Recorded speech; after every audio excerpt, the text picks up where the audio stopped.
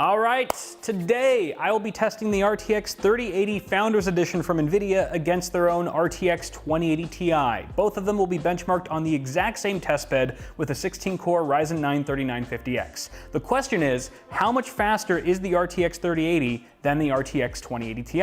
Assuming it is faster, and what the value or frames per dollar of these cards are given their price tag, with the RTX 3080 FE at $699 and the RTX 2080 Ti priced at roughly $1,200. The huge price difference is one of the reasons why folks who recently purchased an RTX 2080 Ti ahead of the Ampere announcement are kind of freaking out right now, but you can watch our recent video on that for more details. Ugh, there's something in my eye. Power through it. Power through it. Before that, this video was sponsored by the ASRock Z490 Steel Legend. Supporting 10th gen Intel Core processors, the ATX board features an 11-phase Dr. Moss power design and supports up to DDR4 4266 memory. Future ready for PCIe Gen 4 NVMe drives and GPUs, the Z490 Steel Legend sports an M.2 slot for onboard Wi-Fi and Dragon 2.5 gigabit LAN for exceptional networking performance. Elevate your listening experience with virtually any audio device using the included Nahimic software, and customize the board's RGB lighting easily within Polychrome Sync. For more details on the ASRock Z490 Steel Legend, click on the link in the description below. I also wanted to test the RTX 3080 with a Ryzen 5 3600 because it's a super popular 6-core CPU, and I'm sure a lot of you are probably wondering if or how much it'll bottleneck the RTX 3080. Since my Ryzen 3600 samples are all in use at the moment, I tested the 3080 with a Ryzen 5 3600 XT downclocked to 4.1 GHz on all cores to simulate an overclocked Ryzen 3600. Most 3600s should be able to easily hit 4.1 GHz on all cores. If your 3600 falls within about 100 megahertz on either side of that, your results will still be very close to the ones you're about to see. By the end of the video, the data will show if Ryzen 3600 owners can reasonably upgrade their GPU to an RTX 3080 without leaving too much performance on the table. Now, looking at my testbed really quick, I ran 3 different configurations today. As mentioned, I tested the RTX 3080 and RTX 2080 Ti, specifically the Aorus Extreme model from Gigabyte, with a stock 3950X that boosts to 4.7 GHz. And I also tested the RTX 3080 with the downclocked 3600 XT to see how the card performs with a $200 Ryzen CPU. All the hardware you see on the right was used for all 3 configurations.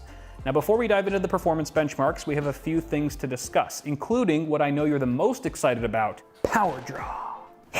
Joking aside, this is actually pretty interesting. In the graph, you can see that when paired with the 3600 XT, the RTX 3080 system draws significantly less power than it does with the 3950X. For Ryzen 3600 owners, that means if your PC has at least a 550 watt unit that's good quality and 80+ certified, you can probably run an RTX 3080 with no issues as long as you're not trying to do any extreme overclocking. If you're building a similar PC from scratch, however, I would recommend at least a 650 watt unit for good measure. For users with more power-hungry CPUs, 550 watts clearly won't cut it, so you'll want to make sure that you're using a power supply with enough overhead. NVIDIA officially recommends a 750 watt unit for the RTX 3080, but the testing here shows that you can probably get away with less than that depending on your CPU. Here we can also see that the RTX 3080 consumes slightly more power than the RTX 2080 Ti by about 4%. When it comes to thermals, the new cooler design for the RTX 3080 Founders Edition wasn't fantastic, but it performed adequately, hitting a maximum of 79 degrees Celsius under load. That's a couple degrees cooler than what we saw the RTX 2080 Ti Founders Edition do, which is a welcome improvement. More impressive, however, is the new cooler's acoustics. Throughout my testing, the RTX 3080 stayed nice and quiet, and I never felt it was too loud, even with it 2 feet away from me on an open-air test bench. In fact, most of the time, I couldn't really hear it over the radiator fans on our Kraken AIO, and it actually ran noticeably quieter than the Aorus RTX 2080 Ti. That being said, we'll have to wait and see how the thermals and noise of aftermarket RTX 3080s compare to NVIDIA's Founders Edition. Blah, blah, blah, blah, blah, blah. That brings us to the moment you've really been waiting for: performance. I'm gonna run the graphs with some music so you can view them at your leisure, but stick around afterwards as we'll be discussing the value proposition of these GPUs and what this all means for Ryzen 3600 owners. So without further ado, guys, here are the benchmarks.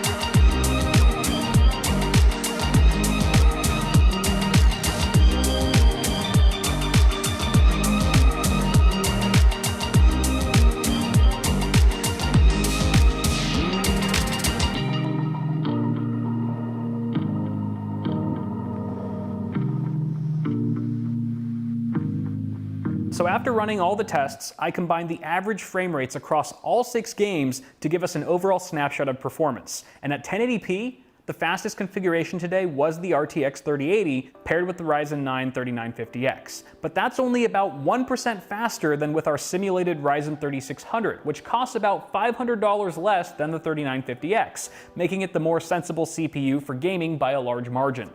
Both of these pairings beat out the RTX 2080 Ti and 3950X by around 7 to 8%, which isn't a huge gain, but when you consider the price of the RTX 2080 Ti, it really puts things in perspective.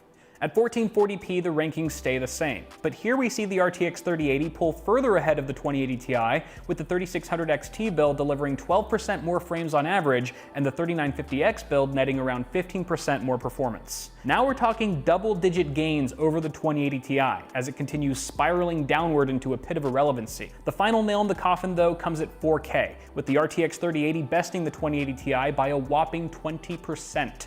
If consumers were happy about the RTX 2080 Ti opening up the doors to 4K gaming, they should be doing backflips right now to honor the RTX 3080's arrival, as it puts the RTX 2080 Ti to shame at this resolution and easily hits 70 to 80 FPS on average in AAA titles at max settings. Ryzen 3600 owners should also celebrate with an acrobatic movement of their choice, as the data shows the RTX 3080 pairs beautifully with the $200 chip, which should be a reminder of just how capable the 3600 really is. As a way to compare the value of the RTX 3080 and RTX 2080 Ti, here's a breakdown of the frames per dollar you get with each GPU, given their price of $699 and $1,200 respectively. The numbers are astounding.